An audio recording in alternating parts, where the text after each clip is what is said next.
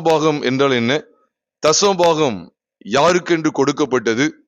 தசமபாகத்தை கர்த்தர் எதற்காக ஏற்படுத்தினார்? தசமபாகம் எதை நமக்கு வெளிப்படுத்துகிறது என்றெல்லாம் அநேக சத்தியங்களை நாம் இந்த நாளிலே படிக்க இருக்கிறோம். ஆதியாகமத்தின் புஸ்தகம் 14வது அதிகாரத்தை நாம் கடந்த முறை தியானிக்க அன்று உதவி செய்தார். அதிலே தசமபாகத்தை குறித்து மாத்திரம் நாம் இந்த நாளிலே சிந்திப்போம் என்று கடந்த வாரத்திலே நான் உங்களோடு பகிர்ந்து கொண்டேன். அந்த தசமபாகத்தை குறித்து ஆதியாகமத்தின் புஸ்தகம் 14வது அதிகாரம் 20ஆம் வசனத்திலே நாம் பார்க்கிறோம். அந்த வசனத்தை கூட உங்களுக்காக வாசிக்கிறேன். உன் சத்துருக்களை உன் கையில் ஒப்பு கொடுத்த உன்னதமான தேவனுக்கு ஸ்தோத்திரம் என்று சொன்னான். இவனுக்கு ஆபிராம் எல்லாவற்றிலும் தசமபாகம் கொடுத்தான் என்று எழுதப்பட்டிருக்கிறது. ஒட்டுமொத்த வேதாகமத்திலேயே முதல் முறையா தசமபாகம் என்கிற வார்த்தை இங்கேதான் பயன்படுத்தப்படுகிறது. ஆதியாகமம் 14:20. இந்த தசமபாகம் பாருங்க, ஆபிரகாம் என்ன செய்தானா, எல்லாவற்றிலும் இந்த மெல்கிசேதேக்கு தசமபாகம் கொடுத்தான். இப்ப தசமபாகம் கொடுக்கிறது சரியா தவறா அப்படி சொல்லி ஒரு கேள்வி எழுப்பணும் அப்படின்னு சொன்னா, தசமபாகம் என்றால் என்ன அப்படிங்கிறத முதல்ல நாம் பார்க்க வேண்டும். தசமபாகம் அப்படி சொன்னாலே 10 அப்படி சொல்லுவார்கள், அல்லது 10 அதாவது 10 அப்படின்னு சொல்லலாம், அல்லது 10th பார்ட் அப்படின்னு கூட சொல்ல முடியும். 10th அப்படின்னு கூட சொல்லுவார்கள். தசமபாகம் என்றால் 10 பங்கு. அப்போ ஆபிரகாம் எல்லாவற்றிலும் தசமபாகம் கொடுத்தான் என்று சொல்லும்போது, அதுவும் மெல்கிசேதேக்குக்கு கொடுத்தான் என்று சொல்லும்போது, மெல்கிசேதேக்கின் முறைமையின்படியாய் கிறிஸ்து பிரதான ஆசாரியராய் இருக்கிறார் என்கிற சத்தியத்தை சங்கீதம் 110வது சங்கீதத்திலே நாம் வாசிக்கிறோம். சங்கீதம் 110 சங்கீதம் 4ஆம் வசனத்திலும் சரி, எபிரேயர் 7வது அதிகாரம் முதல் 10 வசனங்களிலும் சரி, நாம் தசமபாகத்தை குறித்த விஷயத்துல மெல்கிசேதேக்கை இங்கே அடையாளப்படுத்துகிறதை நாம் சத்திய வசனங்களிலே பார்க்கிறோம். இப்ப தசமபாகம் கொடுக்கிறது சரியா தவறா என்று சொன்னால், தசமபாகம் கொடுப்பது தவறு என்று வேதத்திலே சொல்லவில்லை. 10 பங்கை நான் கர்த்தருடைய நாம மகிமைக்கென்று நான் கொடுக்கிறேன் என்பதிலே தவறு இல்லை. ஆனால் தசமபாகத்தை வலியுறுத்துவது தவறு. தசமபாகத்தை ஒரு கட்டளையாக அல்லது ஒரு நியமமாக அல்லது ஒரு உபதேசமாக கொண்டு வருவது புது உடன்படிக்கையின் சபைக்கு உட்படலாகாது.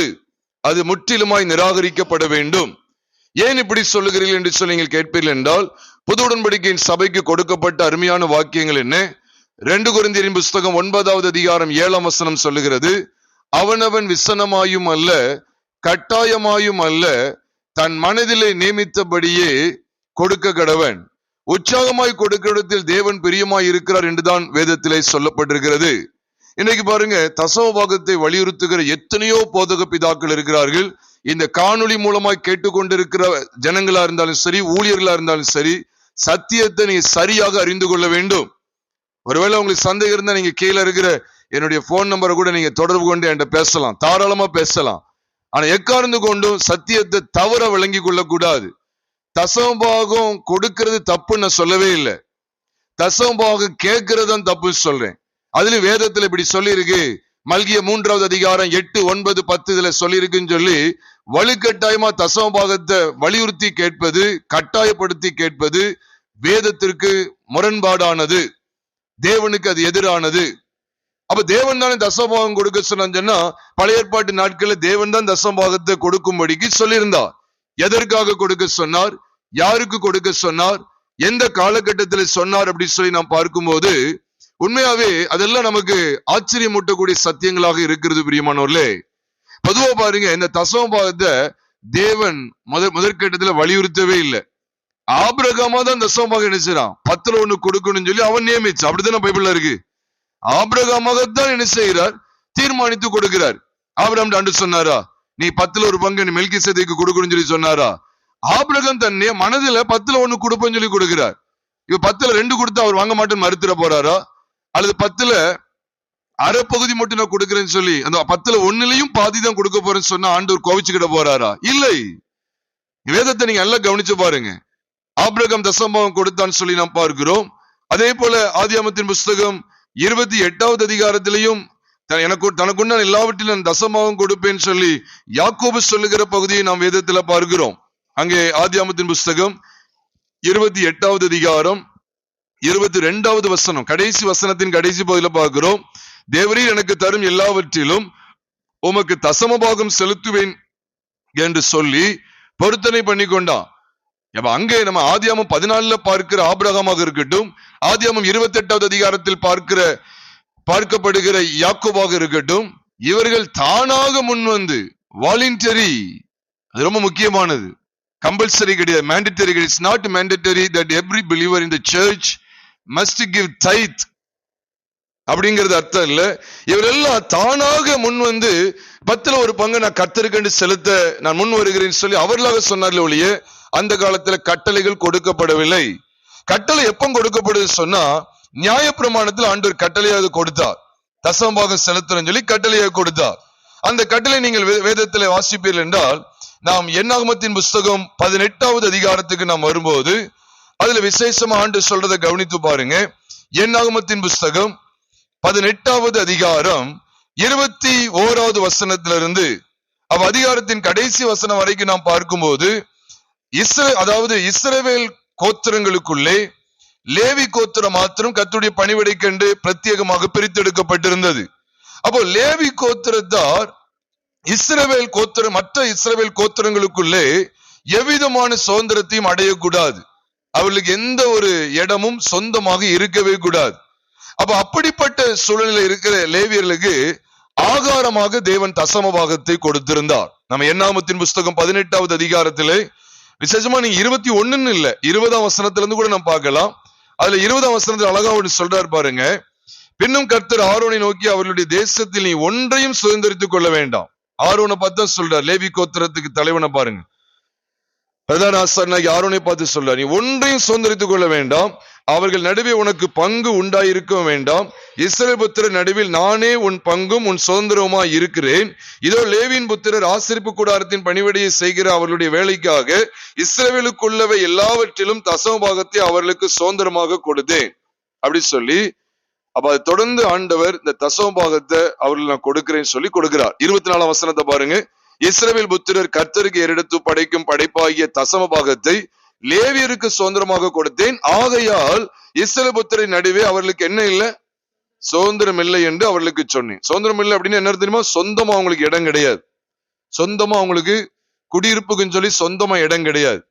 ஆண்டவர் பாருங்க, லேவியர்களுக்கு 48 பட்டணங்கள் கொடுத்திருந்தார். நீங்க வேதத்துல வாசு பாத்தீங்கன்னா உங்களுக்கு தெரியும், 48 பட்டணங்களை கொடுத்திருந்தார் சொல்லி உபாகமத்தின் புஸ்தகத்துல தெளிவா எழுதப்பட்டிருக்கு. உபாகமத்தின் புஸ்தகம் 4வது அதிகாரத்தை நான் பார்க்கும்போது, அல்லது என்னாகமத்தின் புஸ்தகத்துல நான் உங்களுக்கு சொல்லுகிறேன். என்னாகமத்தின் புஸ்தகம் 35வது அதிகாரம், என்னாகமத்தின் புஸ்தகம் 35வது அதிகாரத்துல நாம் பார்க்கும்போது முதல் 8 வசனங்களை கூட நான் பார்த்தோம்னா, அங்கே ஆண்டவர் என்ன சொன்னா தெரியுமா, லேவியர்களுக்கு குடியிருப்புக்காக மட்டும்தான் 48 பட்டணங்களை கொடுக்கணும்னு சொல்லி ஆண்டவர் சொல்லியிருந்தார். 48 பட்டணங்களை ஆண்டவர் கொடுத்திருந்தார்.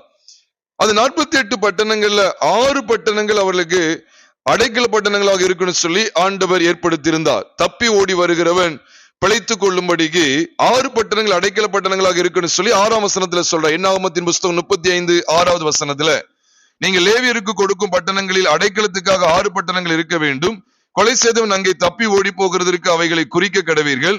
அவைகளை அல்லாமல் 42 பட்டணங்களை அவர்களுக்கு கொடுக்க வேண்டும். அப்ப 42 பட்டணங்கள், அப்ப மொத்தம் 48 பட்டணங்கள். இது எதுக்காக கொடுக்கப்பட்டது சொன்னா, குடியிருப்புக்காக மட்டும்தான் கொடுக்கப்பட்டதே ஒழிய சுதந்திரமாக கொடுக்கப்படவில்லை. அப்படி அர்த்தம் என்ன, சொந்தமாக கொடுக்கப்படவில்லை. பாருங்க, அக்காலத்துல லேவியர்கள் சொல்லப்படுற கர்த்தருடைய பணிவிடை செய்த லேவியர்கள், லேவி கோத்திரத்தார் தங்களுக்கென்று எவ்விதமான நிலத்தையும் சுதந்திரம் கொள்ள முடியவில்லை, சுதந்திரம் கொள்ள கூடாது என்பதை தேவன் தீர்மானித்திருந்தார். ஆகவேதான் அவர்களுக்கு ஆகாரமாக இஸ்ரவேலருக்குள்ள இருக்கிற எல்லாவற்றிலும் தசமபாகம் 10ல் ஒரு பங்கு அவர்களுக்கு கடந்து போக வேண்டும் என்று தேவன் விரும்பி இருந்தார். இன்னைக்கு சொல்லுங்க, இன்னைக்குள்ள லேவியர்களுக்கு சொந்தமா ஏதாவது இடம் இல்லாம இருக்குதா? இன்னைக்குள்ள ஊழியக்காரர்களுக்கு அப்படி யாராவது இருந்தாங்கன்னா சொல்லுங்க, அப்படிப்பட்ட லேவியரை நாம் பார்க்கலாம். இப்படி தசமபாகம் கொடுத்தாகணும் சொல்லி கட்டாயப்படுத்துவார்கள் என்றால், லேவியர்கள் ஒரு சுதந்திரம் கூட தங்களுக்குள்ள வைத்திருக்கவே இல்லை. ஒரு அடி நிலம் கூட அவங்களுக்கு சொந்தமா இருக்கக்கூடாது. அப்படிப்பட்ட லேவியர்களுக்கு தான் ஆண்டவர் தசமபாகத்தை கொடுக்க சொல்லி சொன்னார். ஒரு தசமபாகம் கொடுக்கணும்னு சொல்லி சொன்னா, நீங்க எந்த லேவியர்கள்? நீங்கள் யோசிச்சு பாருங்க. ஜனங்கள் விழிப்பா இருக்கணும் பிரியமானவர்களே. அப்படி ஏதாவது ஒரு போதக பிதாக்கள் இருக்கிறாங்களான்னு பாருங்க. தங்களுக்கென்று சொந்தமா எந்த நிலமும் இல்லாதவர்கள் தங்கள் பெயரிலேயோ அல்லது தங்கள் மனைவிமார்களுடைய பெயர்களிலேயோ தங்கள் பிள்ளைகளுடைய பெயர்களிலேயோ எவ்விதமான சொத்தையும் உரிமை கொள்ளாத போதகர்கள் யாராவது இருந்தா சொல்லுங்க, அவங்களுக்கு கூட தசமபாகம் கொடுத்துருவோம். அப்போ லேவியர்களுக்கு தசமபாகம் கொடுத்தாரு, லேவியர்கள் கர்த்தருடைய ஊழியத்தை செஞ்சாங்க, கர்த்தருக்காக பணிவிடை செய்தாங்க. அப்படி இவ்வளவு பேசுறியே, அப்ப அந்த லேவியர்கள் யாருன்னு உனக்கு தெரியுமா? நீ பைபிள் காலேஜ் படிச்சுட்டு வந்து பேசுகிறாயே, அந்த லேவியர்கள் யாருன்னு உனக்கு தெரியுமா? அந்த லேவியர்களுக்கு சொந்தமா இடம் இருக்க கூடாது. அப்படி என்ன பைபிள் காலேஜ் படிச்சேன்னு கேட்கிறேன். அப்ப லேவியர்கள் எப்படிப்பட்ட லேவியர்களுக்கு ஆண்டவர் தசமபாகத்தை கொடுக்கும்படி சொன்னார் என்றால், தங்களுடைய பேர்ல ஒரு சொத்து இருக்க கூடாது, தங்களுக்குன்னு சுதந்திரமா எந்த நிலமும் உங்களுக்கு கொடுக்க கூடாது. இந்த தசமபாகம் தான் அவங்களுக்கு பங்கும் சுதந்திரமா இருக்குன்னு சொல்லி கர்த்தரே அவர்களுக்கு பங்கும் சுதந்திரம் என்பதை ஆண்டு வெளிப்படுத்தி காண்பித்தா. அப்ப ஜனங்களுக்குள்ள இருந்து போகிற இந்த தசமபாகம் தான் கர்த்தர் அப்படி சொல்லி, கர்த்தர் தான் அந்த தசமபாகமா சுதந்திரமா பங்கா இருக்கிறான்னு சொல்லி காண்பித்தாரே ஒழிய மற்றபடி அல்ல. அப்ப எப்படிப்பட்ட லேவியர்களுக்கு தசமபாகம் கொடுக்க சொன்னா அதையும் யோசிச்சு பாருங்க. இன்னொரு விதத்துல நம்ம பார்ப்போமே ஆனால், தசமபாகம் என்பது பணம் என்று சொல்லி எங்கேயுமே சொல்லப்படல. அவர்கள் சில நினைப்பாங்க, ஐயா அந்த காலத்துல பணம் கிடையாது, பொருட்கள் தான் இருந்தது, அதனால பொருட்களை 10ல் 1 கொடுத்தாங்க, விளைச்சல்ல 10ல் 1 கொடுத்தாங்க, தலையீட்டுகள்ல 10ல் 1 கொடுத்தாங்க. ஆனா இப்போ அப்போ உள்ள காலத்துல பணம் இல்ல பாத்தீங்களா, அதனாலதான் பொருள் கொடுத்தாங்க. இப்ப பணம் இருக்குனால பணத்தை கொடுக்கணும் அப்படின்னு சொல்லி சொன்னீங்கன்னா அப்படி பைபிள்ல சொல்லப்படல. நீங்க வேதத்துல கவனிச்சு பாத்தீங்கன்னா பாருங்க, பைபிள்ல வருஷத்துக்கு ஒரு முறை தசமபாகம் செலுத்துகிற பகுதி, 3 வருஷத்துக்கு ஒரு முறை தசமபாகம் செலுத்துகிற பகுதி, லேவியர்களுக்கு தசமபாகம் பிரித்து கொடுக்கிற கூடிய பகுதி. அதே சமயம் லேவியர்களோடு கூட திக்கற்ற பிள்ளைகள், ஏழைகள் இருக்கிறாங்களே, திக்கற்ற பிள்ளைகளோடு தசமபாகம் செலுத்துகிறவர்களும் லேவியர்களும் இணைந்து புசிக்கிற தசமபாக பகுதி என்று சொல்லி ஆண்டவர் வெவ்வேறாக வெளிப்படுத்தி வைத்திருக்கிறார்.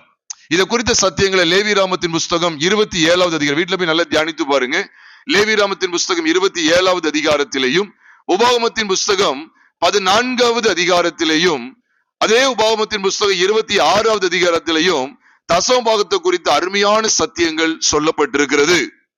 அப்ப பிரியமானவர்களே, ஒருவேளை சிலர் சொல்லுவாங்க அந்த காலத்துல பணம் இல்லாம இருந்துன்னு சொல்லி சொல்லுவாங்க. நீங்க வேதத்திலே பாருங்களேன், உபாகமத்தின் புஸ்தகம் 14வது அதிகாரத்துக்கு வாங்களேன். ஆண்டவர் என்ன சொன்னா தெரியுமா? உங்களுடைய தசமபாகங்கள் எல்லாவற்றையும் நீங்க சேர்த்து வச்சு என்ன செய்யுங்க, அதை தேவனாகிய கர்த்தர் தெரிந்து கொண்ட ஸ்தலத்துக்கு கொண்டு வரணும்னு சொல்லுவார். பாருங்க, உபாகமத்தின் புஸ்தகம் 14வது அதிகாரம் 22ஆம் வசனம். இந்த சத்தியத்தை முழுமையா கேளுங்க. அதுக்கு முன்னால இத காணொலியை கட் பண்ணிடாதீங்க. இந்த காணொலியை வரும்போது தயவு செய்து இது ஒரு துருபதேசம் சொல்லி கட் பண்ணிடாதீங்க. தயவு செய்து சத்தியத்தை பாருங்க. இந்த செய்தியை முழுமையா கேட்டுட்டு அதற்கு பிறகு நீங்க தீர்மானித்துக்கங்க. உபாகமம் 14வது அதிகாரம் 22ஆம் வசனத்துல பாக்குறோம், நீ உன் தேவனாகிய கர்த்தருக்கு எப்பொழுதும் பயந்திருக்க பழகும்படிக்கு வருஷந்தோறும் நீ விதைக்கிற விதைப்பினாலே வயலில் விளையும் எல்லா பலனிலும் தசமபாகத்தை பிரித்து உன் தேவனாகிய கர்த்தர் தமது நாமம் விளங்கும்படி தெரிந்து கொள்ளும் ஸ்தானத்திலே உன் தானியத்திலும் உன் திராட்சரசத்திலும் உன் எண்ணெயிலும் தசமபாகத்தையும் உன் ஆடு மாடுகளின் தலையீட்டுகளையும் அவருடைய சந்நிதியில் புசிப்பாயாக சொல்லிட்டு என்ன சொல்ல தெரியுமா? உன் தேவனாகிய கர்த்தர் உன்னை ஆசீர்வதிக்கும் காலத்தில் உன் தேவனாகிய கர்த்தர் தமது நாமம் விளங்கும்படி தெரிந்து கொண்ட ஸ்தானம் உனக்கு வெகு தூரமாய் இருக்கிறதுனால். ஏன்னா அந்த காலத்துல போக்குவரத்து வசதிகள் அதிக அளவு கிடையாது. இப்ப இருக்கிற மாதிரி ஃபாஸ்டர் டிரான்ஸ்போர்ட்ஸ் எல்லாம் என்ன செய்யாது, ஃபாஸ்டர் டிரான்ஸ்போர்டேஷன்லாம் அங்க கிடையாது. பிளைட் இருந்துச்சு அந்த காலத்துல, ட்ரெயின் இருந்ததா, பஸ் இருந்ததா, என்ன கார் இருந்தா, பைக் இருந்ததா? யோசிச்சு பாருங்க. கால்நடையா நடக்கணும். ரொம்ப பணக்காரங்களா இருந்தா ரதத்துல வந்துடலாம், குதிரையில வரலாம். மற்ற ஏழைகள்லாம் என்ன செய்ய முடியாது, கால்நடையா வரணும் அல்லது கழுது மேல சேனை வச்சுட்டு பொருட்கள் எடுத்துட்டு வரணும். நீங்க யோசிச்சு பாருங்க, ஒரு மனுஷனுக்கு ஒரு 100 ஏக்கர் நிலம் இருக்கு, அதுல விளைந்த பலன்கள் எல்லாவற்றையும், அதுல பலன்கள் உள்ள எல்லா தானியங்கள்லயும் முதல் அதாவது 10ல் 1 எடுத்துட்டு வரணும்னா எத்தனை மூட்டை சேரும் பாருங்க. 100 ஏக்கர் நிலத்துல உள்ள ஒரு மனுஷனுக்கு எத்தனை மூட்டையா சேரும்? சேருமா சேராதா? அவ்வளோதையும் கொண்டு வர முடியுமா? ட்ரெயினா இருந்தது அன்னைக்கு தூக்கிட்டு வர்றதுக்கு, ட்ரெயினா இருந்தது, கிரெயினா இருந்தது, கிரெயினும் கிடையாது, ட்ரெயினும் கிடையாது. அப்போ கொண்டு வர கஷ்டம். பக்கத்துல உள்ளவங்க கொண்டு வந்து சேர்த்து வருவாங்க, முதல்ல சேர்த்து தூக்கி வச்சு பக்கத்து தெருவில் உள்ளவங்க தூக்கி கொடுத்துருவாங்க. தூரத்துல உள்ளவங்க கொண்டு வர முடியாதுன்னு சொல்லிதான் அந்த தசம பாகத்தை எல்லாத்தையும் ஆண்டு என்ன சொன்னார் தெரியுமா? நீ அங்கே நீ உன் இடத்துல வித்துருன்னு சொல்றாரு பாருங்க. 15ஆம் வசனத்துல சொல்றார். அப்ப நீ அதை கொண்டு போக கூடாது இருக்குமானால் அதை பணமாக்கி பண முடிப்பை உன் கையிலே பிடித்து கொண்டு உன் தேவனாகிய கர்த்தர் தெரிந்து கொண்ட ஸ்தலத்திற்கு போ அப்படின்னு சொல்றாரு. அது என்ன ஆக்கணும்னு சொல்றாரு பாருங்க. மோசையின் காலத்துல இது சொல்லப்படுது. அதை பணமாக்கி என்ன செய், பண முடிப்பை உன் கையில பிடிச்சிக்க. அப்போ ஆண்டவர் என்ன சொல்லிருக்கலாம், அந்த பணமாக்கி பணத்தை கொண்டு லேவியர் கையில கொடுத்துரு அப்படி சொன்னாரா? இல்ல. நீ பணமாக்கி என்ன செய், பண முடிப்பு உன் கையில கொண்டு பிடிச்சிட்டு உன் தேவனாகிய கர்த்தர் தெரிந்து கொண்ட ஸ்தலத்துக்கு போய் அங்க உன் இஷ்டப்படி என்னென்ன வாங்கி கொடுக்கணுமோ அதெல்லாம் வாங்கி செலுத்துன்னு சொல்றாரு. அங்க நீ புசிக்கலாம். அப்ப தசமபாகம் அப்படின்னு சொன்னா எங்கேயாவது பணம் சொல்லி எங்கேயாவது இருந்துன்னா எனக்கு சொல்லிருங்க, நம்ம சரிப்படுத்திக் கொள்வோம். என்ன இந்த காணொலியை கேட்கிற யாரா இருந்தாலும் சரிதான், எந்த போதக பிதாவா இருந்தாலும் சரிதான், நீ எந்த பைபிள் காலேஜ் திட்டத்தினுடைய ரெஃபரன்ஸ கொண்டு காமிச்சாலும் சரிதான், நீங்க வேத வசனத்துல எனக்கு எடுத்து காமிச்சிருங்க, நம்ம பாத்துக்கலாம். ஆண்டவர் தசம பாகத்தை பணம் சொல்லி எந்த இடத்துலயும் சொல்ல. 10ல் 1 தான். 10ல் 1 எதா இருந்தா என்னையா, பொருளா இருந்தா என்ன, பணமா இருந்தா என்ன, அப்படி சொல்லவே இல்லை. அதுக்காக நான் 10ல் 1 பணத்திலேயோ பொருளையோ கொடுக்க கூடாதுன்னு நான் சொல்லவே இல்லை. கொடுக்கறதுல தவறே கிடையாது. ஆனா இது கட்டளையா அல்லது உபதேசமா திட்டமா ஒண்ணு கொண்டு வந்தோம் அப்படின்னா அதை தேவன் அங்கீகரிக்கவே மாட்டார். அப்படின்னு நான் கேட்கிறேன். நீங்க அப்படி இவ்வளவு தூரம் பேசுறீங்களே, இவ்வளவு வெளிச்சம் இருக்குன்னு சொல்றீங்களே, அதான் கேட்கிறேன். தசம பாகம் பொருளா பணமா, அதுக்கு எனக்கு பதில் சொல்லுங்க. வேத வசன ஆதாரம் கொடுங்க. பண முடிப்பு இருக்கு, பணம் இருக்கு, அத பணம் ஆக்கிட்டாங்க அப்படின்னா பொருளை வித்தாச்சு, வித்து பணம் ஆக்கியாச்சு. அப்ப பணத்தை தேவனுடைய ஆலயத்தில் கொண்டு போட்டுருன்னு சொன்னாரா?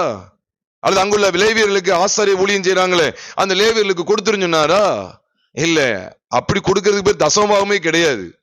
அதை நீ என்ன செய்யணும், அங்க சில ஸ்டால் மாதிரி வச்சிருப்பாங்க, அங்க நீ வாங்கிதான் நீ புசிக்கணும், வாங்கிதான் அதை செலுத்தணுமே ஒழிய நீ தசம பாகத்தை பணமா நீ கொடுக்கறத பைபிள் அங்க அங்கீகரிக்கவே இல்லை. அப்ப யோசிச்சு பாருங்க. நீ தசம பாகம் தான் குறிக்கோளா இன்னைக்கு வைத்து அநேக போதக பிதாக்கள், நல்ல சத்தியத்தை அறிந்தவர்கள் கூட இதுல வஞ்சிக்கப்பட்டு போகிறார்கள். ஜாக்கிரதையா இருங்க பிரியமானவர்களே. இதெல்லாம் கொடிய வஞ்சகர்கள், கொடிய வஞ்சகர்கள் இவர்கள் எல்லாரும். யார் என்ன நினைச்சாலும் பரவாயில்ல. இந்த செய்தியை கேட்டுட்டு தசமபாகம் இந்த செய்தியை கேட்டு பெந்தகோஸ்து சபையில நீங்க கூப்பிட முடிவீங்களா? கூப்பிடவே வேண்டாம். நீ சத்தியத்துக்கு எதிராக இருந்துகிட்டு நீ என்ன ஏன் கூப்பிடணும்? செல்வகுமார் எதுக்கு உன் சர்ச்சைக்கு வரணும்? நான் வர வேண்டிய அவசியமே கிடையாது. இந்த சத்தியத்தை கேட்டுட்டு பாஸ்டர்மார்கள் தயவு செய்து திருந்திருங்க. இல்ல நான் திருந்த மாட்டேன், நீ யாரு பெரிய ஆளா?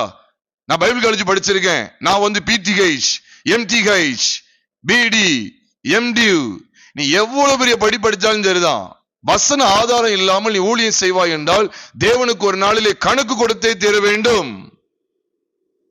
உடனே அதுல வேற இப்படி சொல்லிடுறது, இயேசுவானவர் தசமபாகத்தை குறித்து சொன்னாரு அப்படின்னு சொல்றது. எங்க?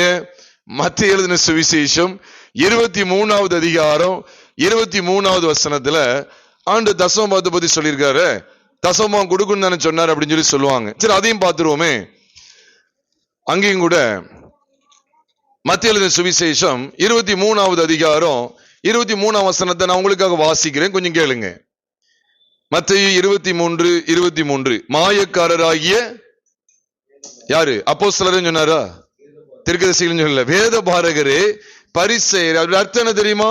நியாயப்பிரமாணத்தை பிடித்துக் கொண்டிருக்கிற வேத பாரகரே பரிசேயரே, உங்களுக்கு ஐயோ, நீங்கள் ஒற்றலாமிலும் வெந்தயத்திலும் சீரகத்திலும் தசமபாகம் செலுத்தி நியாயப்பிரமாணத்தில் கற்பித்திருக்கிற விசேஷித்தவைகளாகிய நீதியையும் இரக்கத்தையும் விசுவாசத்தையும் விட்டுவிட்டீர்கள், இவைகளையும் செய்ய வேண்டும், அவைகளையும் விடாதிருக்க வேண்டும் என்று சொன்னார். சரி, இதை பார்த்தோன்னு என்ன தோணுது? இயேசுவானவரே தசமபாகத்தை ஆதரிக்கிறாரு அப்படின்னு நம்ம உடனே சொல்லிடுவாங்க. இதெல்லாம் வசனம் கோட் பண்ணி எத்தனையோ புஸ்தகங்கள்லாம் வெளியிட்டாச்சுங்க, எத்தனையோ போதக பிதாக்கள் வெளியிட்டு இருக்காங்க. நான் சொல்ல, யாருக்கு சொன்னார்னு தெரியுமா? நியாயப்பிரமாணத்தை கை கொண்டு வந்த வேத பாரகர் பரிசேயிட்டு சொன்னார். உடனே இயேசு சொன்னது உடனே அப்போ எடுக்க கூடாதா? உடனே கேட்பாங்க. நான் அப்ப கேட்கிறேன், அதுக்கு மேலையும் கீழையும் பலிபீடத்தை பத்தி பேசினார்ல, பலிபீடத்தின் மேல சத்தியம் பண்றது, பலிபீடத்துக்கு அங்க காணிக்க கொண்டு வருகிற காரியம், அது தொடர்ந்து 24, 25 சொல்றாரு. அதாவது போஜன பான பாத்திரங்களின் வெளிப்புறத்தை சுத்தமாக்குறாங்களே, அது குறித்த காரியம். அது மட்டுமல்ல, அதுக்கு மேல உள்ள காரியங்கள்லாம் பாத்தீங்கன்னா நான் அதையும் உங்களோட பகிர்ந்து கொள்கிறேன். 17ஆம் வசனத்தை பாருங்க. மதிகேடரே குருடரே, எது முக்கியம்? பொன்னை பரிசுத்தமாக்குற தேவாலயமோ என்று கேட்கிறார். அப்போ தேவாலயத்துல பொண்ணுலாம் வச்சிருந்தாங்களாம், தங்கம்.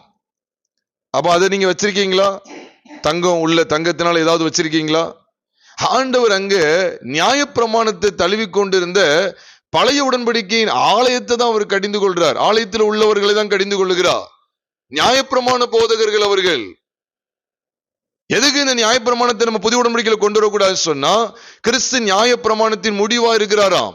நம்ம எல்லாருக்குமே தெரியும், ரோமர் 10வது அதிகாரம் 4ஆம் வசனம் சொல்லுகிறது, விசுவாசிக்கிற எவனுக்கும் நீதி உண்டாகும் பொருட்டு கிறிஸ்து நியாயப்பிரமாணத்தின் முடிவா இருக்கிறார்.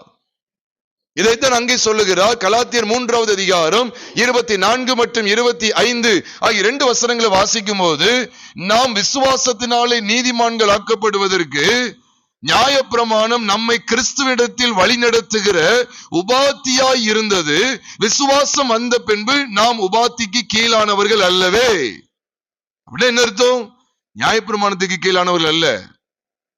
ஆனா நியாயப்பிரமாணத்திலையும் தசமபாகத்தை கொடுத்திருக்கிறார். நான் இல்லைன்னு சொல்லவே இல்லை. நியாயப்பிரமாணத்தில் ஆண்டவர் தசமபாகம் கொடுத்திருக்கிறார். ஆனால் வேதம் சொல்லுகிறது, விசுவாசம் வந்த பின்பு நாம் உபாத்திக்கு கீழானவர்கள் அல்ல. அந்த உபாத்தி என்ன தெரியுமா போட்டிருக்கு? அந்த கலாத்தியர் 3:24 நியாயப்பிரமாணம் தான் உபாத்தியா இருந்தது. as a ஸ்கூல் டீச்சர் அல்லது ஸ்கூல் மாஸ்டர், அவ்வளவுதான். அப்படியே போச்சு சொல்லுது. கிறிஸ்துவிட்ட பெயர் அப்படின்னு சொல்றாரு. நான் கிறிஸ்துவ இடத்துல வந்ததுக்கு பிறகு, புது உடன்படிக்கை மத்தியஸ்தராகி இயேசு கிறிஸ்துவ இடத்தில் வந்ததுக்கு பிற்பாடு இனி உபாத்திக்கு நான் கீழானவன் அல்ல. இப்படிலாம் சொன்னா உடனே அவங்க சொல்லுவாங்க, பிரதர் தசமபாகம் ஒன்னும் நியாயப்பிரமாணத்துல ஒன்னும் வெளிப்படுத்தப்படல. நியாயப்பிரமாண காலத்துக்கு முன்னாலேயே ஆபிரகாம் கொடுத்தார், யாக்கோபும் நான் கொடுப்பேன்னு சொல்லி பொருத்தனை பண்ணி கொண்டார். பாத்தீங்களா, நியாயப்பிரமாணம் எங்க உண்டாயிச்சு? மோசையின் காலத்துல தான் வந்துச்சு. நீங்க என்னமோ பேசுறீங்களே, கிறிஸ்து நியாயப்பிரமாணத்தின் முடிவா இருக்கிற, நியாயப்பிரமாணத்தின் உள்ள வரக்கூடாது சொல்றீங்களே. நியாயப்பிரமாணத்துக்கு முந்தைய காலத்திலே வந்துட்டு அப்ப அதுக்கு என்ன சொல்றீங்க அப்படின்னு சொன்னா, நியாயப்பிரமாணத்துக்கு முந்தையத்திலே வந்துட்டு, நான் இல்லைன்னு சொல்லல. ஆனா அது கட்டளையா வரல, அது தன்னார்வமா, voluntarily, that has to be given voluntarily. அது தன்னார்வமா தான் கொடுக்கறத பத்தி சொல்லியிருக்கு. சரி, நானும் ஒண்ணு உங்ககிட்ட கேட்கிறேன், விருத்த சேதனம் நியாயப்பிரமாணத்துல தான் வெளிப்படுத்தப்பட்டதா அல்லது நியாயப்பிரமாணத்துக்கு முன்னாலேயே ஆண்டவர் வெளிப்படுத்திட்டாரா? நியாயப்பிரமாணத்துக்கு முன்னாலேயே வெளிப்படுத்திட்டார். ஆபிரகாமுடைய காலத்திலே வெளிப்படுத்தப்பட்ட முதல் முறை விருத்த சேதனத்தை ஆண்டு எங்க அடையாளப்படுத்துகிறார், எங்க அறிமுகப்படுத்துகிறார்? ஆதியாகமம் 17வது அதிகாரம் 10ஆம் வசனத்துல. அப்ப அது நியாயப்பிரமாண காலமா? இல்ல, நியாயப்பிரமாணத்துக்கு முன்னாலே விருத்த சேதனத்தை ஏற்படுத்திட்டாரு. அப்ப நீங்க விருத்த சேதனம் பண்ணுவீங்களா நீங்க? அப்போ சரி, பைபிள் என்ன சொல்றது கொஞ்சம் கவனிங்க. கலாத்தியர் 5வது அதிகாரம் 3ஆம் வசனத்தை நீங்க பாத்தீங்கன்னா, கலாத்தியர் 5வது அதிகாரம் 3ஆம் வசனம் சொல்லுகிறது, உங்களை விருத்த சேதனம் பண்ணி கொள்ளுகிற எவனும் என்ன செய்யறானா, நியாயப்பிரமாணம் முழுவதையும் நிறைவேற்ற கடனாளியா இருக்கிறானா. போட்டுருதோ போடலையா? எதுக்கு? விருத்த சேதனம் நியாயப்பிரமாணத்துக்கு முன்னாலே வந்துட்டு. இல்ல இல்ல இல்ல இல்ல, நீ விருத்த சேதனத்தை நீ கை கொண்ட அப்படின்னு சொன்னா, நான் தான் சொல்றாரு, நீ விருத்த சேதனம் பண்ணி கொண்ட அப்படின்னு சொன்னா நியாயப்பிரமாணம் முழுவதையும் நீ கை கொள்ளணும். போட்டிருக்க போடலையா? இப்ப அங்க யாராவது கேட்க முடியுமா, விருத்த சேதனம் வந்து நியாயப்பிரமாணத்துக்கு முன்னாலே வந்துட்டு? இல்ல இல்ல, அது நியாயப்பிரமாணத்திலயும் வருது, நியாயப்பிரமாணத்துக்கு முன்னாலே இருக்கு. அப்ப அதான் கேட்கிறார், விருத்த சேதனம் நீ பண்ணிக்கொள்ளதா இருந்தா நியாயப்பிரமாணம் முழுசு நீ நிறைவேற்றணும், நீ ஒண்ணு மட்டும் செய்யக்கூடாது. அப்ப நான் கேட்கிறேன், தசமபாகம் விருத்த நியாயப்பிரமாணத்துக்கு முன்னாலே வந்துட்டுல, அப்ப தசமபாகத்தை வலியுறுத்துற நீ பலிகளையும் வலியுறுத்த வேண்டுமே. பான பலி, போஜன பலி, பாவ நிவாரண பலி, குற்ற நிவாரண பலி, தகன பலி, சர்வாங்க தகன பலி, அசைவாட்டும் பலி, சமாதான பலி என்று சொல்லி பலவிதமான பலிகளுடைய நியமத்தை குறித்து லேவியராம 1 அதிகாரத்திலிருந்து 8 அதிகாரம் வரைக்கும் சொல்லி இருக்குது. அதெல்லாம் நீ சரியா கடைபிடிக்கிறாயா? போதகனே, பைபிள் காலேஜில் பல பட்டங்களை வாங்கி குவித்த மனிதனே, உங்களிடத்துல கர்த்தர் கேட்கிறார், அப்ப நீ தசமபாகத்தை வலியுறுத்துகிறாய் என்றால் இப்படிப்பட்ட பலிகளை நீ வலியுறுத்துகிறாயா? தசமபாகத்தை சொன்ன அதே தேவன் தானே பலிகளை குறித்தும் பேசியிருக்கிறார்.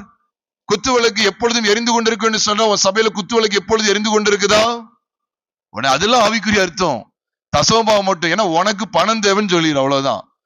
பணம் தாங்கன்னு கேட்டுற வேண்டியது. அதுக்கு என்ன தசமபாகங்கிற இந்த ஒன்றை மட்டும் பிடிக்கிற? நீ நியாயப்பிரமாணத்துல நீ இதை மட்டும் கை கொண்டுட்டு மற்றவங்களை நீ விட்டுருதியே. அப்போ தசமபாகம் மட்டும் உனக்கு வேணும் நியாயப்பிரமாணத்துல இருந்து, மற்ற பலிகள்லாம் ஆண்டு செய்யக்கூடாதுன்னு சொல்லிட்டாரா? தசமபாகத்தை கட்டிலே கொடுத்தவர் இதையும் கட்டிலே கொடுத்திருக்கிறாரு.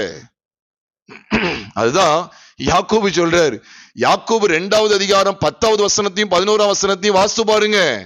யாக்கோபு நிருபம் 2வது அதிகாரம் 10வது வசனம் 11ஆம் வசனம் சொல்லுகிறது, அழகா சொல்லிக் கொடுக்கிறார்.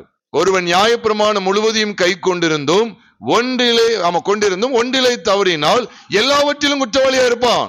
ஏனென்றால் சொல்றார் பாருங்க, விபச்சாரம் செய்யாதிருப்பாயாக என்று சொன்னவர் கொலை செய்யாதிருப்பாயாகும் என்றும் சொன்னாரே, என்றும் சொன்னார். ஆகையால் விபச்சாரம் செய்யாதிருந்தும் கொலை செய்வாயானால் நீ நியாயப்பிரமாணத்தை மீறினவனாவாய். இப்ப அதுதான் ஆண்டவர் கேட்கிறார் பாரு. நீ விருத்த சேதனை மட்டும் பண்ணிட்டு மற்றதை நீ விட்டுட்டீன்னா நீ குற்றவாளிதான். அதே போல நீ நியாயப்பிரமாணத்திலிருந்து தசமபாகம் மட்டும் செலுத்தணும் கட்டளை கொடுத்துட்டு மற்ற பலிகள் பிரமாணங்கள் நியமங்கள் எல்லாம் மற்ற பண்டிகைகள் மற்ற பலிகளை குறித்த பிரமாணங்களை நீ விட்டுட்டு அப்படின்னு சொன்னா நீ நியாயப்பிரமாணத்தை மீறினவனாய் காணப்பட மாட்டாயா? நியாயப்பிரமாணம் தசமபாகத்தை மட்டும் தான் சொல்லி இருக்குதா? நாங்க கைக்குள்ள விரும்பல. நீ பைபிள் காலேஜ் என்ன படிச்சியோ தெரியாது, உங்க போதகர்கள் எப்படிப்பட்ட பைபிள் காலேஜ் படிச்சாங்களோ தெரியாது. பிரியமானவர்களே, தயவு செய்து சொல்றேன், இந்த செய்தியை கேட்டு நீ கூப்பிடாம இருந்தாலும் பரவாயில்லையா, பிரச்சனையே கிடையாது. உன் வாய்ப்பை வச்சுக்கிட்டு நான் ஒண்ணு இங்க என்ன செய்யல, குடும்பத்தை நடத்தல. என்னை அழைத்தவர் தேவன், அவர் எப்படி என்னை நடத்துவா? சர்ச்சில் வாய்ப்பு கிடைச்சாதான் நான் என்ன செய்ய முடியும்? பெரிய பணக்காரனா இருந்தா, பணக்காரனாருக்கு வரவே இல்லை. ரத்த சர்ச்சை மறிச்சாலும் மறிக்கிறதுக்கு ஆயத்தம். நீ கொடுக்கிற பணத்தை வைத்து அல்ல, ஒத்த ரூபா கூட எந்த இடத்துல எதிர்பார்த்து போகிறது கிடையாது. ஏன் இவ்வளவு சாங்க சொல்றேன்? சத்தியத்தை சொல்லிதான் ஆகணும். அநேக சுவிசேஷகர்கள் சத்தியத்தை மறைப்பாங்க, அப்படி எனக்கு மறைக்க தெரியாது. எதுக்கு? பெந்தகோஸ்தல பேர் வாங்கணும், பெந்தகோஸ்தல உனக்கு வாய்ப்பு கிடைக்கணும். சத்தியத்தை சொல்லுப்பா, சத்தியத்தை சொல்லுனால சத்ருவானாலும் பரவாயில்ல. இந்த அருமையான காணொலியை கேட்கிற அருமையானவர்களே, தயவு செய்து சொல்றேன், உங்களை மாத்திக்கொள்ளுங்க. உங்களுக்கு ஏதாவது இருந்தா கமெண்ட்ல போட்டு விடுங்க. கெட்டவர்த்த போட்டுறாத. நீ கர்த்தருக்குள்ள சரியே இல்லைன்னு அர்த்தம். நீ உண்மையா கேளு. நீ உண்மையா கர்த்தருக்குள்ள வளரணும்னு நினைச்சீங்கன்னா தயவு செய்து வாலிப பிள்ளைகளோ பெரியவர்களோ நீங்க தயவு செய்து கீழே கமெண்ட்ல கேட்டுருங்க. தசமம் இப்படி இருக்கு, எனக்கு இப்படி ஒரு கேள்வி இருக்கு, தாராளமா கேட்கலாம். தவறா தப்பாக வேத வசனங்களை புரிந்து கொள்ள கூடாது.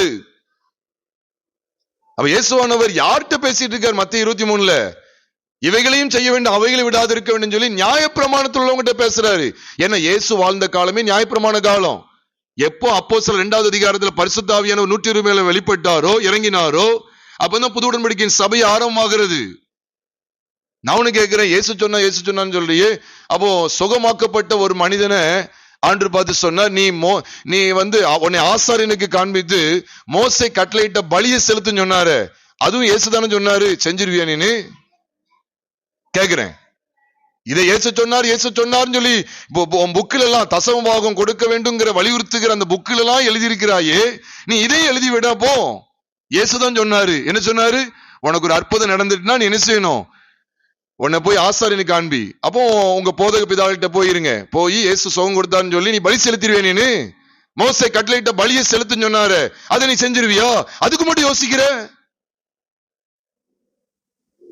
இதை சொன்னவதான் அதையும் சொன்னாரு. நியாயப்பிரமாண காலங்க.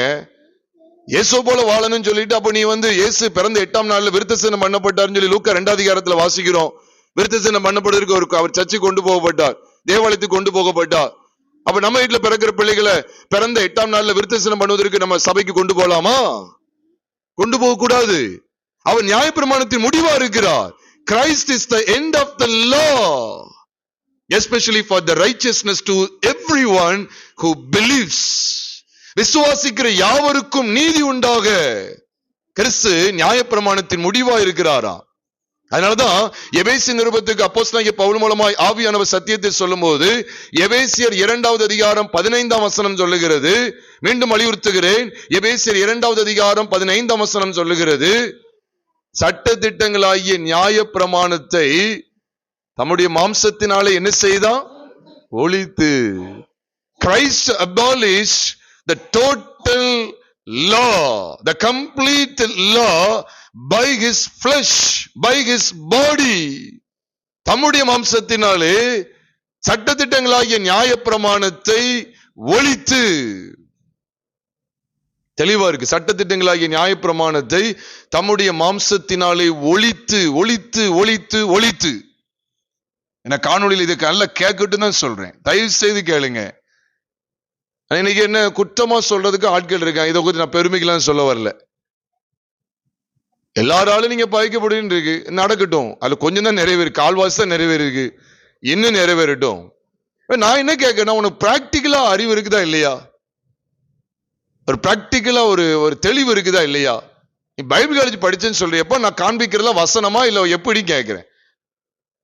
நீ படித்த பைபிள் காலேஜினுடைய பட்ட காரியங்களுக்கு அல்லது பைபிள் காலேஜ் படிச்ச படிப்புக்கு வேத வசனம் எதிரடியா இருந்தா உன் பைபிள் காலேஜுடைய படிப்பை தூக்கி போட்டுரு, வசனத்துக்குள்ள வா அப்படின்னு சொல்றேன்.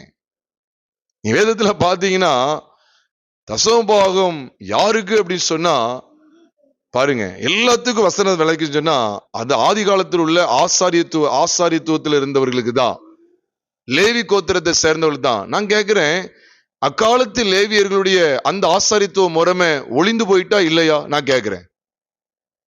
இன்னைக்கு உள்ள நடைமுறையை பார்த்தா இன்னைக்கு பெரும்பாலான சபைகள் தசமபாகத்தை வலியுறுத்துகிறத பார்த்தா, இன்னைக்கு பெரும்பாலான போதக பிதாக்கள் தசமபாகத்தை வலியுறுத்துறத பார்த்தா புது உடன்படிக்கைக்குள்ள இன்னும் வரவே இல்லை. புது உடன்படிக்கையின் மத்தியஸ்தராக இயேசு கிறிஸ்துவை அங்கீகரிக்கவே இல்லை. நான் எப்படி சொல்றேன் அப்படின்னு கேட்டா, இஸ்ரவேல் கோத்திரங்கள 12 கோத்திரங்கள ஒரு கோத்திரம் தான் லேவி கோத்திரம். அந்த கோத்திரத்தில் ஏற்படுத்தப்பட்ட ஆசாரித்துவம் முடிவு பெற்று விட்டது. ஆரோனுடைய ஆசாரித்துவம் முடிவுக்கு வந்து விட்டது. அதனாலதான் வேதம் தெளிவா சொல்லுது, எபிரேயர் 7வது அதிகாரத்துல மெல்கிசேதேக்கின் முறைமையின்படி என்றென்றைக்கும் பிரதான ஆசாரியராய் யூதா கோத்திரத்திலிருந்து வேறொரு ஆசாரியர் எழும்ப வேண்டுவது என்ன?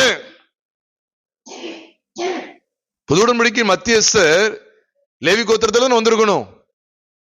அப்ப இல்ல, எதுக்காக யூதா கோத்திரத்துல வந்தாருன்னா லேவி கோத்திரத்தினுடைய ஆசாரித்துவம் முடிகிறது இல்லையா? முடியல.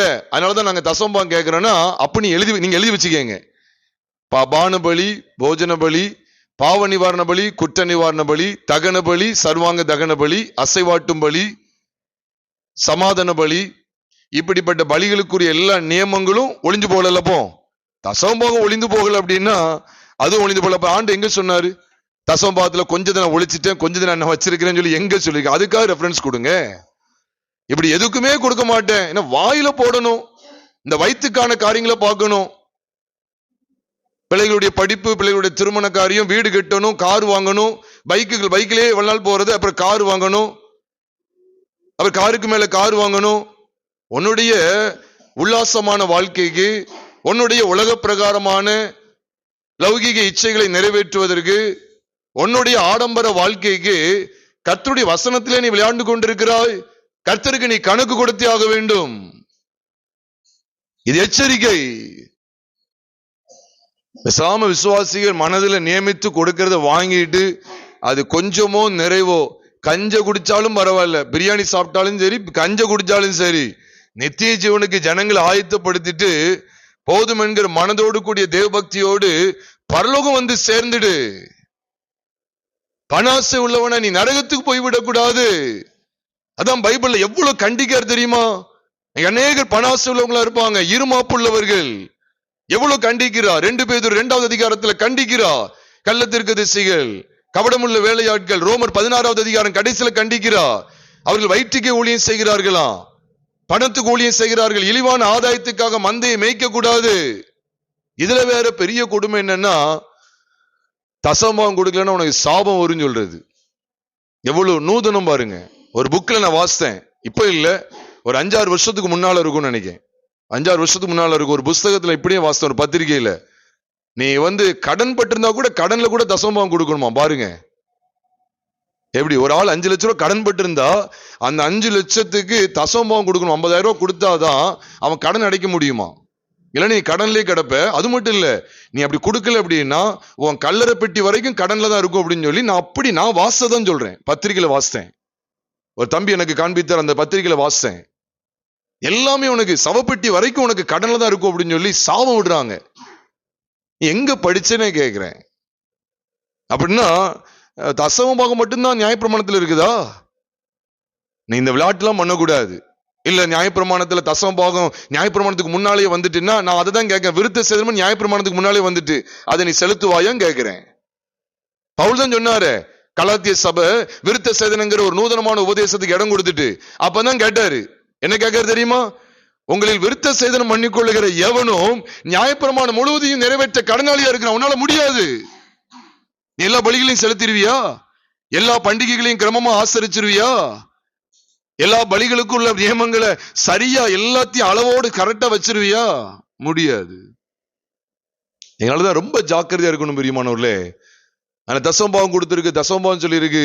புதிய ஏற்பாட்டு சத்தியத்துல, புது உடன்படிக்கையில எந்த அப்போஸ்தலனாவது தசமபாவத்தை வலியுறுத்தி இருக்காங்களா? சொல்லுங்க பாபு. அவனவன் விசனமாயும் அல்ல, கட்டாயமாயும் அல்ல, தன் மனதிலே நியமித்தபடியே கொடுக்க கடவன், உற்சாகமாய் கொடுக்கிற இடத்தில் தேவன் பிரியமா இருக்கிறார் என்று சொல்லிதான் 2 கொரிந்தியர் 9வது அதிகாரம் 7ஆம் வசனத்துல வாசிக்கிறோம்.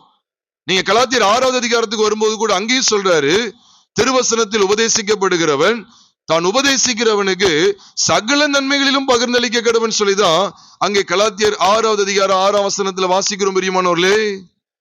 அந்த சத்தியத்தை நான் விளங்கிக் கொள்ளணும். கலாத்தியர் 6வது அதிகாரம் 6ஆம் வசனத்துல தெளிவா இருக்கு. திருவசனத்தை உபதேசிக்கப்படுறவன் உபதேசிக்கிறவனுக்கு சகல நன்மைகளும் பகிர்ந்து கொடுக்கணும். அது மட்டுமல்ல, தீமோத்தேயுக்கு சொல்லும் போது திருவசனத்தை நிமித்தமா பிரயாசப்படுறாங்களே அப்படிப்பட்ட மூப்பர்களை ரெட்டிப்பான கணத்திற்கு பாத்திரலாக என்னன்னு சொல்லிதான் அங்க சொல்றார். 1 தீமோத்தேயு 5வது அதிகாரம் 17 மற்றும் 18 நாம் பார்க்கிறோம். ரெட்டிப்பான கணத்திற்கு பாத்திரராக என்ன வேண்டும்? போரடிக்கிற மாட்டை வாய்க்கட்டாயாக என்றும் வேலையான் தன் கூலிக்கு பாத்திரனா இருக்கிறான் என்று வேத வாக்கியம் சொல்லுகிறது. கர்த்தருடைய ஊழியத்தை செய்யறவங்களுக்கு விசுவாச பிள்ளைகள் கட்டாயமா தாங்கணும். நான் தாங்க கூடாதுன்னு சொல்லல. ஆனா ஊழியக்காரங்க வாய் திறந்து காணிக்கைன்னு சொல்லி கேட்டாங்கன்னா அது கர்த்தருடைய ஊழியக்காரர்கள் அல்ல. அவர்கள் கர்த்தருடைய ஊழியக்காரர்கள் அல்ல.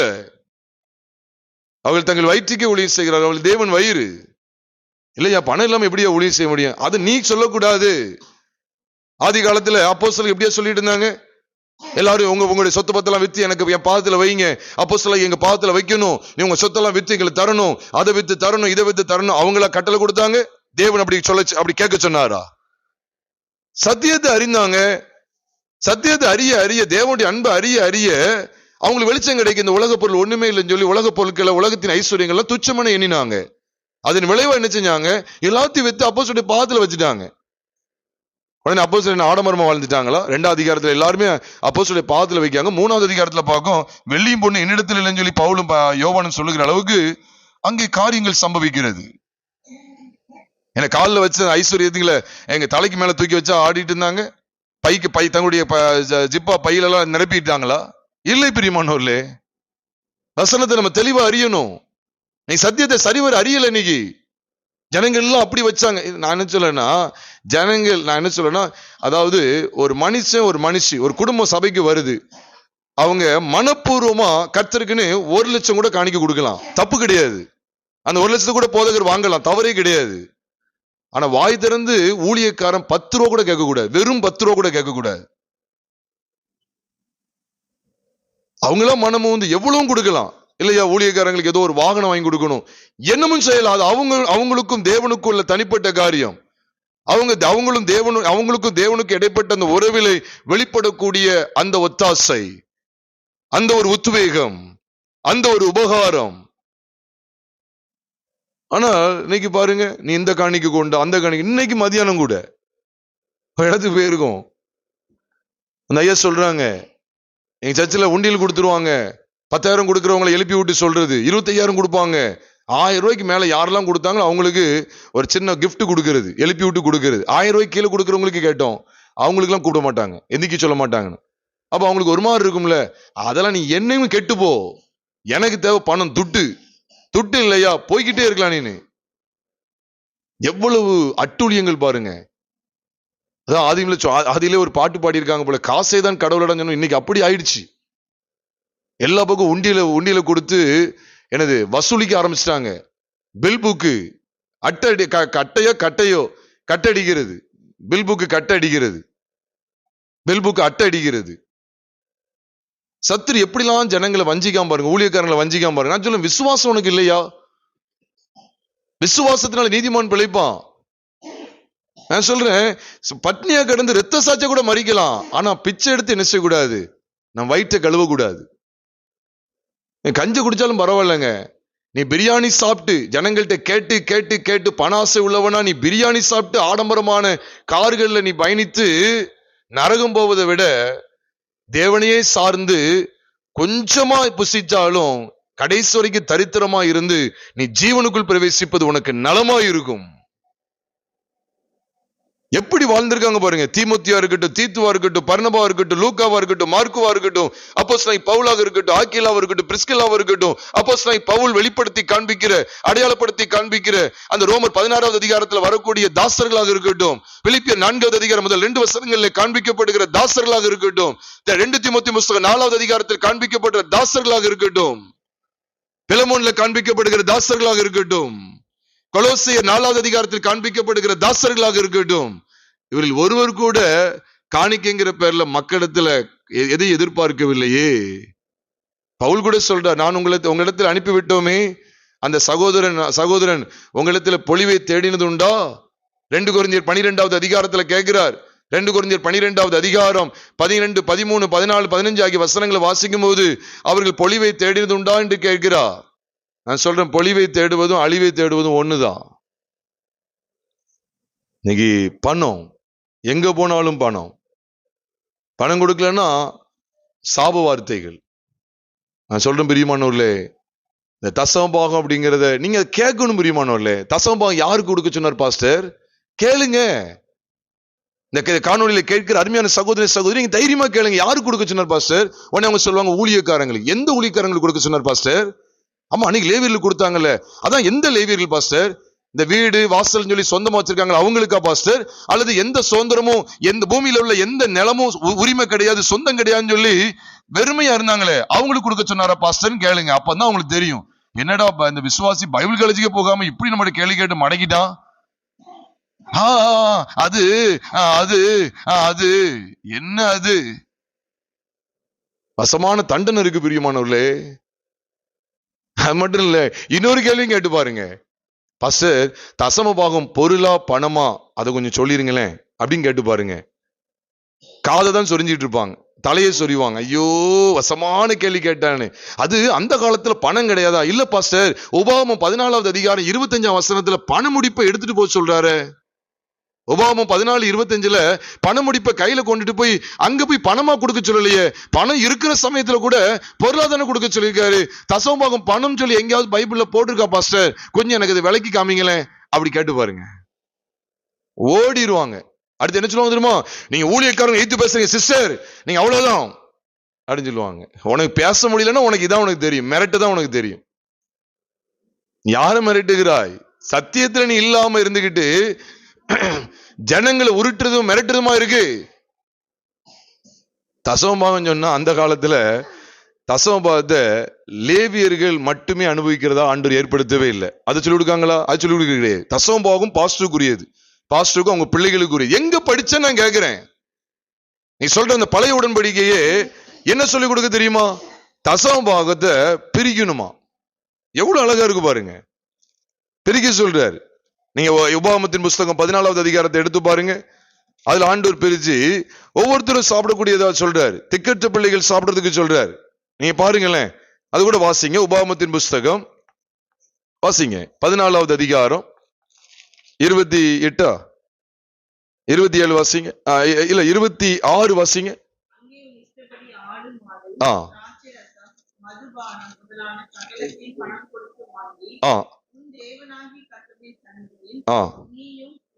நீயும் உன் குடும்பத்தாரும் உன் வாசல்களில் இருக்கிற லேவியனும் புசித்து சந்தோஷப்படுவீர்களாக அப்படின்னு சொல்லி சொல்றார். அடுத்து வாசிங்க.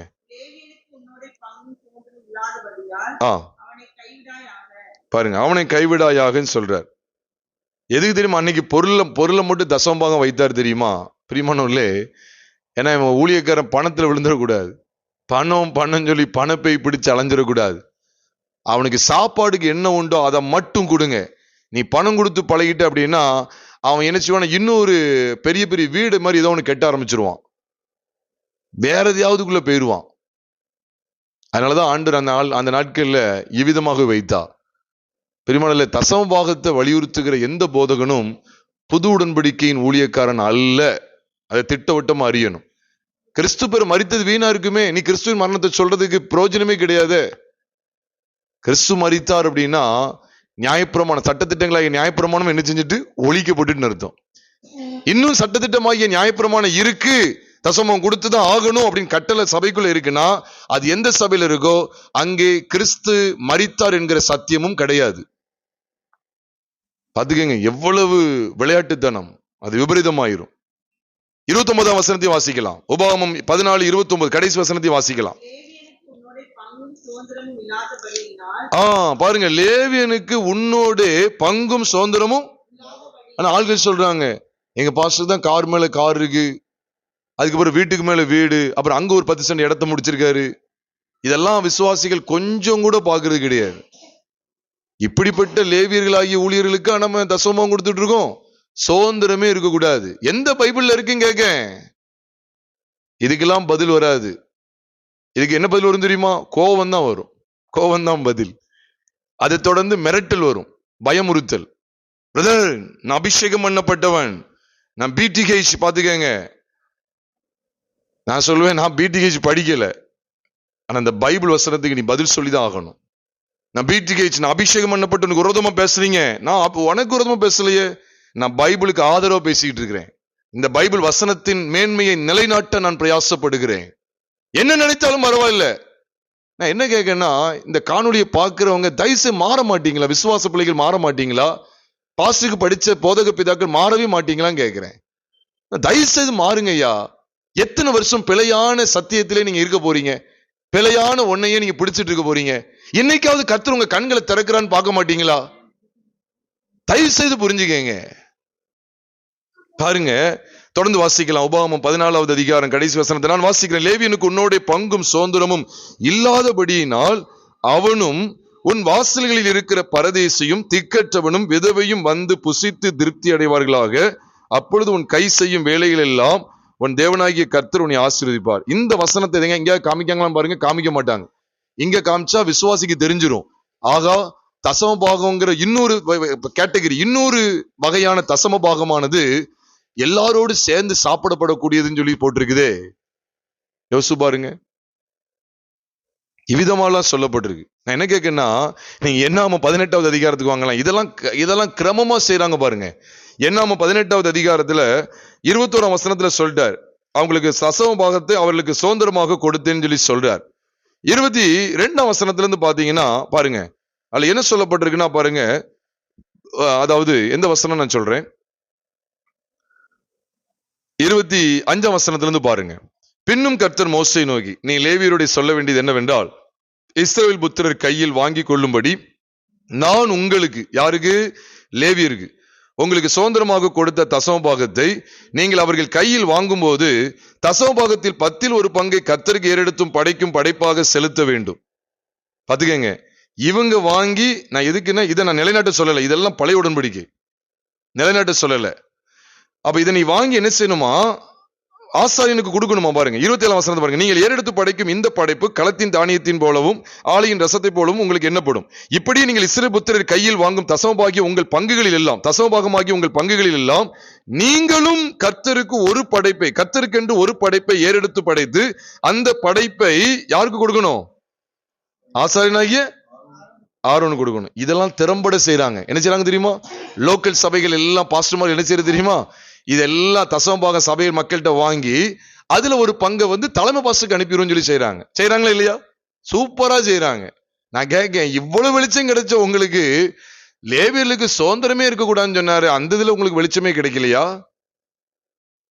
அவனுக்கு சொந்தமா இடம் இருக்கவே கூடாதுன்னு ஆண்டு சொன்னாரு, அதெல்லாம் நீங்க உங்க கண்ணுக்கு தெரியவே தெரியாதா? அதெல்லாம் சாத்தானுடைய வார்த்தையாது? தேவனுடைய வார்த்தை தானே. நான் தான் கேட்கிறேன், இந்த காணொலியை கேட்கிற அருமையான போதக பிதாக்களே, இதை கொஞ்சம் கூட சிந்திக்க மாட்டீங்களா? பிரதான ஆசாரியனாகிய ஆரோனுக்கு அதுல ஒரு பங்கு போயிடணுங்கிறதெல்லாம் வெளிச்சம் இருக்கு உங்களுக்கு. அப்ப நம்ம லோக்கல்ல இருக்கிற சபைகள் எல்லாம் ஸ்தல ஸ்தாபகர் இருக்காரு, அதாவது ஸ்தாபகர், அதாவது தலைமை போதகர் இருக்காரு, அவருக்கு ஒரு பங்கு அனுப்பணுங்கிறதெல்லாம் வசனத்தின் அடிப்படையில் காண்பித்து கொடுக்க தெரிஞ்ச உங்களுக்கு, லேவியர்களுக்கு ஒரு பங்கு, எந்த இடத்துல ஊழியம் செஞ்ச லேவியர்களா இருக்கட்டும், அவங்களுக்கு சொந்தமா ஒரு அடி நிலம் கூட இருக்க கூடாதுன்னு சொல்லி இருக்குது. அதுக்கு நீங்க என்ன பதில் சொல்ல போறீங்க? உடனே நீங்க என்கிட்ட கேட்பீங்க, உங்களுக்கு எது நல்லா இருக்க? நான் வந்து இந்த லேவியரை பத்தி, இந்த லேவியருக்கு எனக்கு சம்மந்தமே கிடையாது. பிரியமானவர்களே, இதை கேட்டா இன்னும் 2 காரியத்தை மட்டும் சொல்லி நான் முடிக்க வாஞ்சிக்கிறேன். இதை கேட்ட என்ன சொல்லுவாங்க தெரியுமா? பிரதர், நீங்க இதெல்லாம் நியாயப்பிரமாணம் சொன்னீங்கன்னா, நியாயப்பிரமாணத்துல எவ்வளவு நல்ல விஷயங்கள் சொல்லிக்க தெரியுமா? கொலை செய்யாதிருப்பாய்ன்னு சொல்லியிருக்கிறார். அப்ப அதை கைக்குள்ள கூடான்னு சொல்றீங்களா? இதான் குதர்க்கமா கேட்கிறது. களவு செய்யாதிருப்பாயாக, விபச்சாரம் செய்யாதிருப்பாயாக, பொய் சாட்சி சொல்லாதிருப்பாயாக, பிறனுக்குள்ள யாதொன்று இச்சையாதிருப்பாயாக, தகப்பனின் தாயும் கனம் பண்ணுவாயாக, என்னென்று உனக்கு வேறு தேவன் உண்டாயிருக்க வேண்டாம், ஓய்வு நாளை பரிசுத்தமாக எல்லாம் சொல்லியிருக்காரு. இதெல்லாம் மேன்மையான கட்டளை தானே கேட்க. நான் சொல்றேன் இது மேன்மையானதுதான். நான் கேட்கிறேன், 10ஆம் கிளாஸ் பாடத்துக்கும் பிஹெச்டி பாடத்துக்கும் வித்தியாசம் இல்லையா?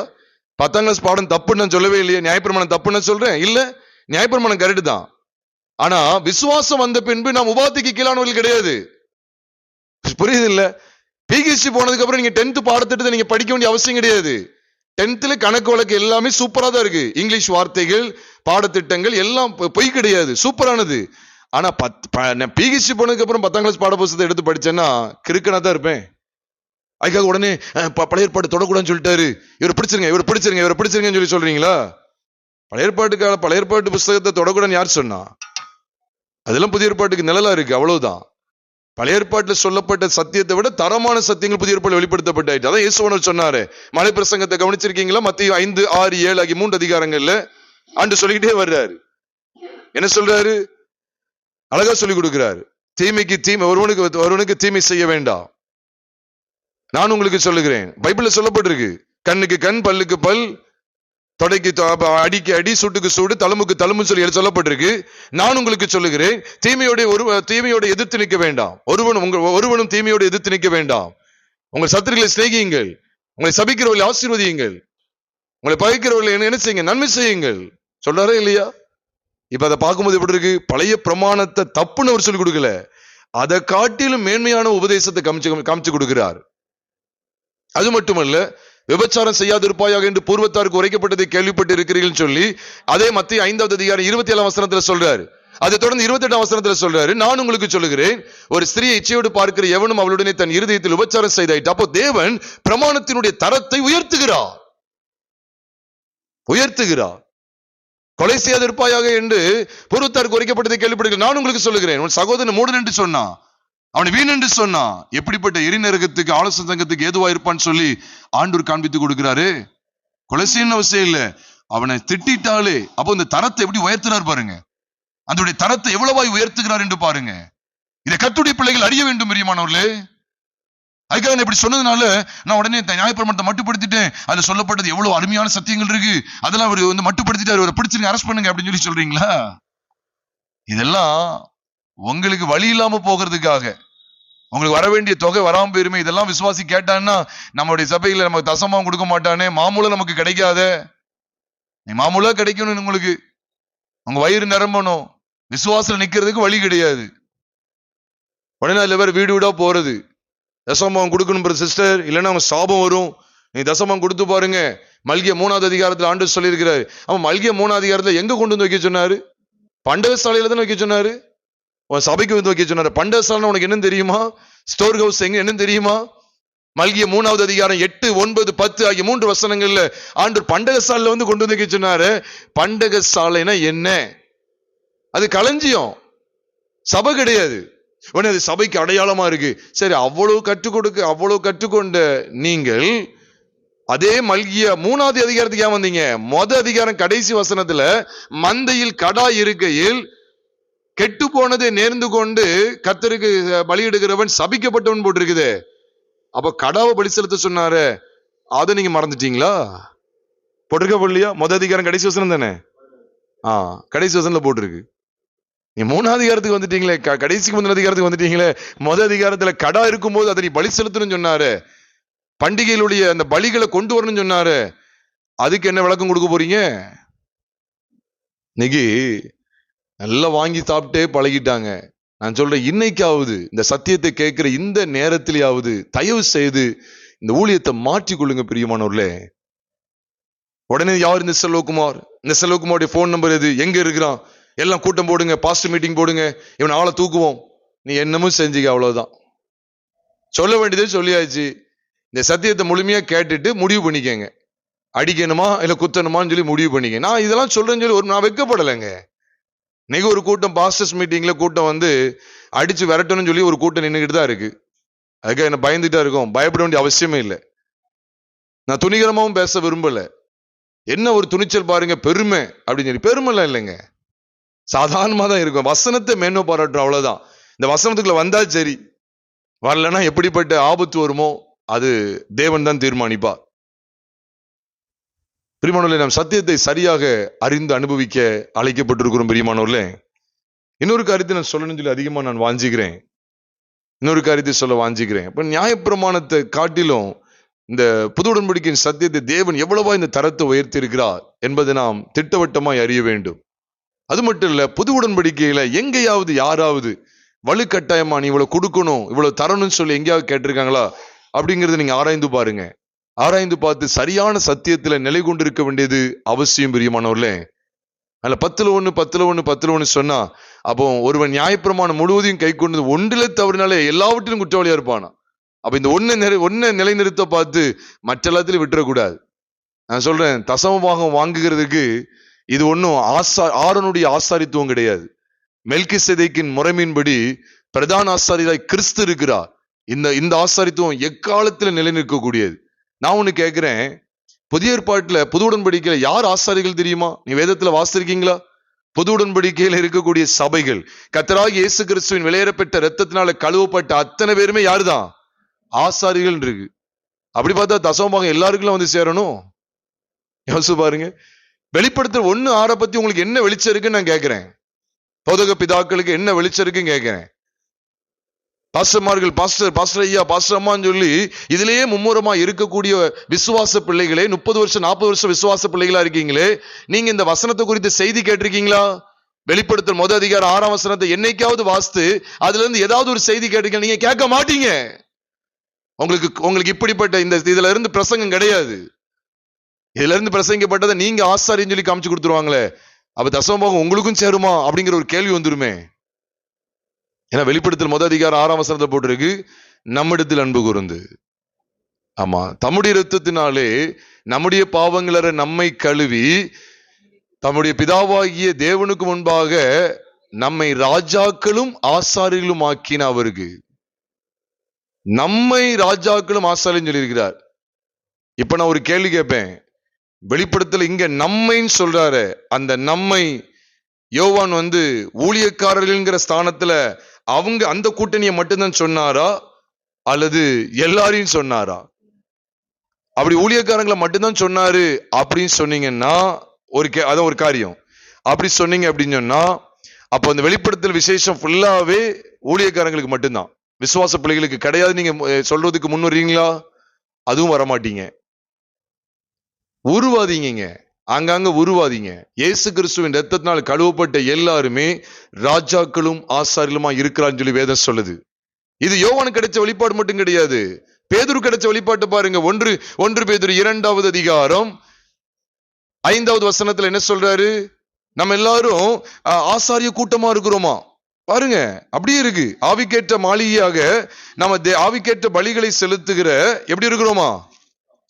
பரிசுத்த ஆசாரிய கூட்டமாகவும் கட்டப்பட்டு வருகிறீர்களா? இப்பவும் ஒரு கேள்வி கேட்பேன்.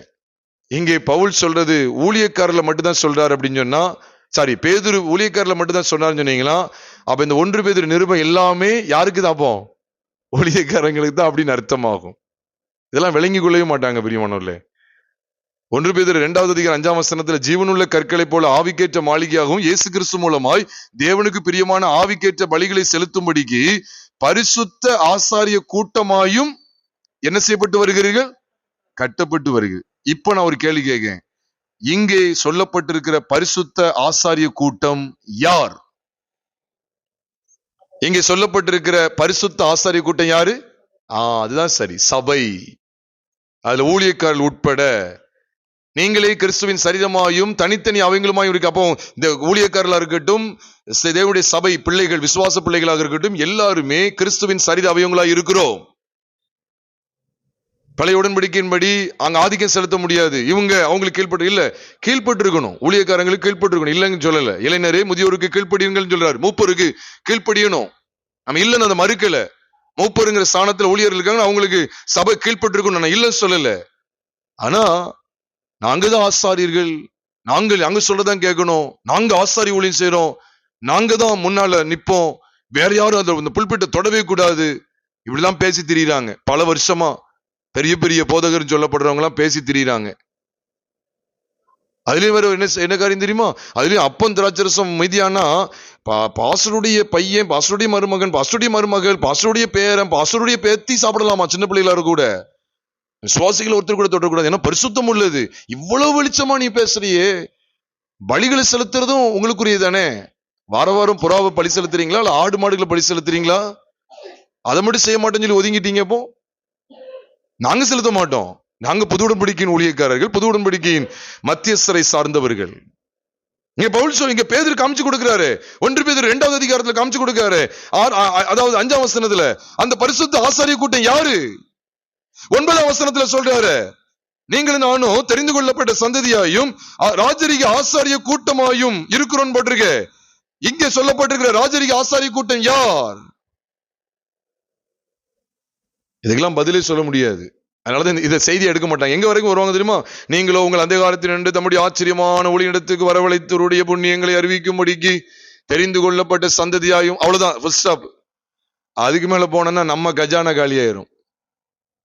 ராஜரீகமான ஆசாரிய கூட்டம் ஓரளவு பேரளவுக்கு சொல்லலாம். ஏன்னா வசனத்தை இருக்கு, நம்மளை பிடிச்சிடக்கூடாது. அதுக்கு விளக்கம் கிடையாது. விளக்கம் கொடுக்கறாங்க அவ்வளவுதான், விளங்கிரும். பிற நம்ம வாங்குற தசம் பார்த்து இவனும் பங்கு கேட்பான். பிற அங்க உபாமத்துல அப்படி எழுதி இருக்கு இப்படி இருக்கு வந்துருவான். இவனுக்கு இந்த விவரத்தையே சொல்லிக் கொடுக்க கூடாது. இவனை காலம் ஃபுல்லா முட்டாள வச்சுக்கிடுவோம். எதுக்கு ஊழியம் நடக்கு? சாடுற நினைக்காதீங்க. கர்த்தருடைய வசனத்துக்காக வைராக்கியம் பாராட்டுறோம், அவ்வளவுதான். இந்த வசனத்தை நிலைநாட்டணும், அவ்வளவுதான். வசனம் தெரியாம எத்தனை நாள் பிரியமானவர்களே விசுவாசிகள்ங்கிற பேர்ல எத்தனை பேர் வஞ்சிக்கப்பட்டு கொண்டிருக்கிறாங்க. கவனமா இருங்க பிரியமானவர்களே. இங்க கூடியிருக்கிற தேவ பிள்ளைகளா இருந்தாலும் சரி, காணொலி மூலமா கர்த்தருடைய வார்த்தைகளை கேட்கிற தேவனுடைய பிள்ளைகளா இருந்தாலும் சரி, தயவு செய்து சுதாரிப்பாருங்க, வெளிப்பாருங்க. தசமபான் சொல்லி இன்னைக்கு பாருங்க, இன்னைக்கு வரக்கூடிய யங்ஸ்டர்ஸும் கூட தசமபான்னு நிக்காங்க. ஏன்னா அவங்க வளர்ந்த வளர்ப்பு தொன்று தொட்டு வருது. எப்படிப்பா நீ கேட்கிறேன்னு கேட்டா, பாசிட்டிவ் படிச்சு வந்திருக்கே தம்பி, நீ ஏன் இந்த தசம்பாத்துல உறுதியா நிக்க, இந்த சபையை ஆரம்பிக்க அங்க ஆரம்பிக்கன்னு சொல்லி தசம்பான் கேட்கியப்பா. என்னன்னு கேட்டா உடனே ஆபிரகாம், யாக்கோபு, எப்ப அவங்களா கொடுத்தாங்கப்பா 10ல் 1. ஆண்டர் கட்டளை கொடுக்கல, இல்ல ஆண்டர் கட்டளை கொடுத்திருக்காரு. அப்படி கட்டளை கொடுத்திருக்காருல்ல, விருத்த சேர்ந்து கட்டளை கொடுத்திருக்காரு, நீ செய்ய மாட்டியாப்பா? நீனு பலிகளை எப்படிப்பட்ட பலிகளை செலுத்தணும், அதோடைய குடலை எங்க கொண்டு வரணும், அதோடைய மாம்சத்தை எங்க தகனிக்கணும், அதோடைய சாணி எங்க கொண்டு வைக்கணும் எல்லாம் சொன்னார். அதை செய்தியா நீ? எப்போ பலிபீடத்தின் அக்கினி எப்பொழுது எரிந்து கொண்டிருக்கணும், உன் சபையில எங்க பலிபீடம் இருக்கு, அது அக்கினி என்ன உன்ன, அதெல்லாம் ஆவிக்குரிய அர்த்தம். அப்ப ஏன் தசமபாகத்தை மட்டும் ஆவிக்குரிய அர்த்தம் எடுக்கக்கூடாது? 10ல் 1 செலுத்தணும். எது நம்முடைய நேரத்துல 10ல் 1 கர்த்தரு கொடுக்கணும். ஆண்டவருக்குள்ள உள்ள உறவுல நம்ம 10ல் 1 கொடுக்கணும். அப்படிங்கறது நீ எடுக்க மாட்டா போனீன்னு. அதை மட்டும் ராவா எழுத்தின்படி எடுக்கணும். ஏன்னா உனக்கு பணம் தேவை. நான் அதான் கேட்கிறேன், அதையும் அதையாவது பதில் சொல்லு. நீ பைபிள் காலேஜ் எத்தனை பட்டம் படிச்சிருக்க? பிடிகேஜ், அப்புறம் சிடிகேஜ், அப்புறம் எம்டிகேஜ், அப்புறம் எம்டியூ, அப்புறம் என்னது நரகம் கூட ஹெல்லையும் சேர்த்துக்க, HELLையும் சேர்த்துக்க. எல்லா படிப்பும் படிச்சுட்டு அப்போ உனக்கு இந்த வெளிச்சம் இருக்கா இல்லையான்னு கேட்க. வாலிபனே படிச்சுட்டு வந்திருக்கிறியே, உனக்கு இந்த வெளிச்சம் இருக்கா இல்லையான்னு கேட்கிறேன். உனக்கு வயிற்று பொழப்புக்கு பார்க்கணும். அதுக்கு தான் உனக்கு ஊழியமா கிடைச்சது. எவ்வளவு பெரிய ஆக்கினை தீர்ப்பு வரும் தெரியுமா? அதான் யாக்கோபு 3வது அதிகாரம் 1 வசனத்துல சொல்றார், அதிக ஆக்கினை அடைவோம் என்று அறிந்து உங்களில் அநேகர் போதகராக இருப்பீர்களாக. அதிக ஆக்கினை இருக்கு, பயங்கரமான ஆக்கினை இருக்கு. பேதுரு அதை காமிச்சு கொடுக்கார். அவளுடைய ஆக்கினை, அவளுடைய அழிவு உறங்காது, அவளுடைய ஆக்கினை அயர்ந்துராது. எவ்வளவு பயங்கரம் தெரியுமா? கள்ளத்தனமான ஊழியம் செய்யறவர்களுக்கு பணாசு எல்லா தீமைக்கு வேற இருக்கு பிரியமானவர்களே. ஆபிரகாம் தசமபாகம் செலுத்தினா அது voluntarily, that was given voluntarily, that was voluntarily given, that was voluntarily given. அது தன்னார்வமாக கொடுக்கப்பட்டது. யாக்கோபும் கட்டளை பெற்று சொல்லல, நான் பொறுத்தனை எல்லாம் நான் செலுத்துவேன்னு சொன்னாரு. ஆனா செலுத்தினாரா இல்லையாங்கிறது யாருக்குமே தெரியாது. It is uncertain, it is uncertain. ஆனா செலுத்துவேன்னு சொல்ற, பொறுத்தனை செலுத்துவேன்னு சொல்றாரு. ஒரு செலுத்திருக்கலாம், நமக்கு தெரியாது. அது அவரா எடுத்த தீர்மானம், தேவன் சொன்னது கிடையாது. அதெல்லாம் முக்கியப்படுத்துறது. பாருங்க ஆபிரகாம் மெல்கிசேதேக்கு தசமத்தில். அப்ப மெல்கிசேதேக்கு யார் தெரியுதா? புது உடன்படிக்கையுடைய மத்தியஸ்தர கிறிஸ்து வெளிப்பட்டாரு. அவருக்கு அந்த நிழலா இருக்கு பாத்தீங்களா? செலுத்திட்டாரா? அப்படி அப்போஸ்தலர் யாரும் சொல்லிக் கொடுக்கலையே. அப்படி யாரும் அப்போஸ்தலர் சொல்லிக் கொடுக்கலையே. நான் கேட்கிறேன், அப்படி இல்ல அது ஒரு உருவமாய் சொல்லப்பட்டது அப்படின்னு சொன்னா, அப்போ யாருக்கு? ஆபிரகாம் எல்லாவற்றிலும் தசமபாகம் செலுத்தினானே, ஏது சம்பாத்தியத்திலையா? உங்க ரூட்டுக்கே வருவோமே. நீங்க என்ன சொல்லி கொடுக்கீங்க? மாச சம்பளத்துல முதல் பங்கு கொடுக்கணும், 10ல் 1 கொடுக்கணும்னு சொல்லி கொடுக்கீங்களே. ஆபிரகாம் எந்த கம்பெனில வேலை பார்த்தாரு? ஷிப்பிங் கம்பெனில வேலை பார்த்தாரு? அல்லது வேற ஏதாவது பிசினஸ் பண்ணிட்டு இருந்தாரா? கருப்பட்டி வியாபாரம் பண்ணிட்டு இருந்தாரா? அல்லது துணிமணி வியாபாரம் பண்ணாரா? எல்லாவற்றிலும் போட்டிருக்க. என்னத்தை கொண்டு வந்தார் சொல்லுங்க? கொள்ளையடிச்ச பொருள்.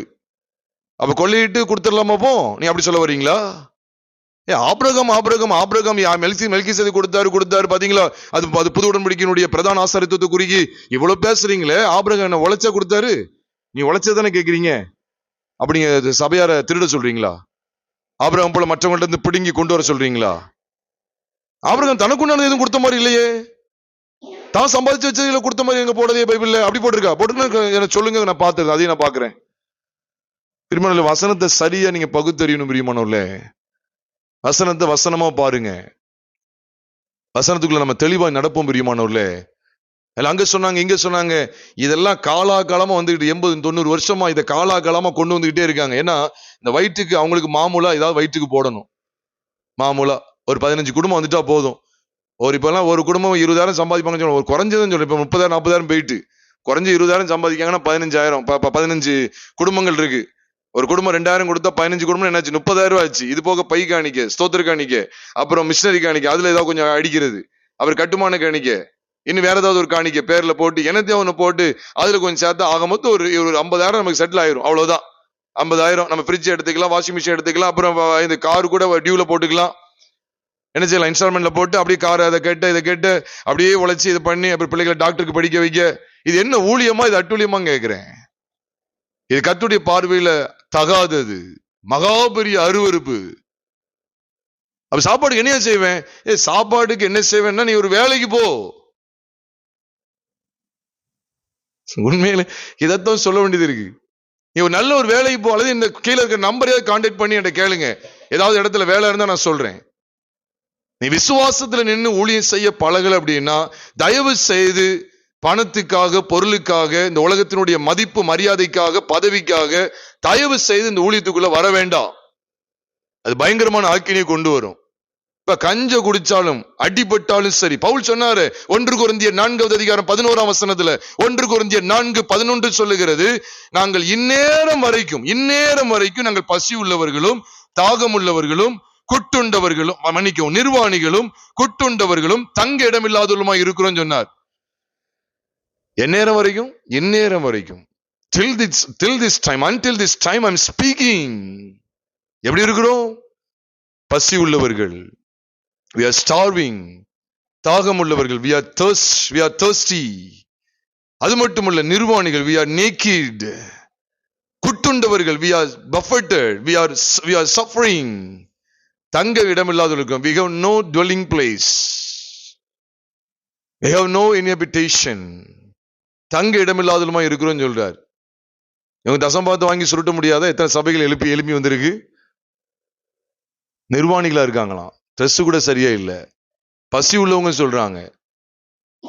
பிரியமானவர்களே, வசனத்துல நாம் தெளிவாக நிற்போம். பிரியமானவர்களே, அதனால புது உடன்படிக்கையின் சபையானது உற்சாகமாய் உதாரத்துவமாய் கர்த்தருக்குள்ள தீர்மானித்து கொடுக்கறத பத்தி பேசுறாரே ஒழிய, மற்றபடி இவ்வளவு கண்டிப்பா கொடுத்தாகணும், 10ல் 1 நீ கொடுத்தே ஆகணும், இல்லைன்னா உன சாபம் சொல்லி எங்கேயுமே சொல்லப்படவில்லை. இது தேவ பிள்ளைகள் சரிவர அறிந்து கர்த்தருக்குள்ளே ஜீவிக்க அழைக்கப்பட்டிருக்கிறோம். இந்த செய்தியில இன்னும் தசபாத்து குறித்து விளக்கம் வேணும் அப்படின்னா, நீங்க இதுல இந்த செய்தியை திரும்பவும் நீங்க தயவு செய்து கேட்டு பாருங்க. நிச்சயமா உங்களுக்கு பிரயோஜனமா இருக்கும். இருக்க இடத்துல நாம் தலைகளை தாழ்த்தி ஜெபித்து நாம் நிறைவு செய்வோம்.